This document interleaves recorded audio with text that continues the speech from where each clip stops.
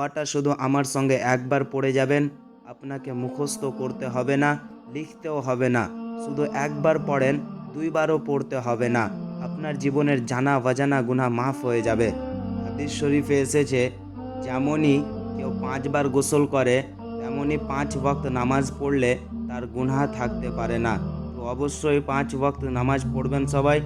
অন্য হাদিসে এসেছে, নবীজি সাল্লাল্লাহু তাআলা আলাইহি ওয়াসাল্লাম একটা শুকনো ডাল ঝাড়লেন সাহাবীদের সামনে, সব পাতা একটা একটা করে ঝরে পড়ল। তখনই নবীজি সাল্লাল্লাহু তাআলা আলাইহি ওয়াসাল্লাম সাহাবীদেরকে বললেন, বান্দার গুনাহকেও আল্লাহ তাআলা এভাবে মাফ করে দেন।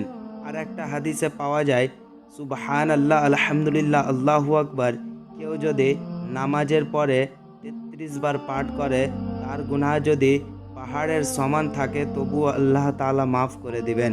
আল্লাহ তাআলা বান্দার গুনাহ দেখে না যে কত বান্দা গুনাহ করেছে, আল্লাহ তাআলা মাফ করে দেন।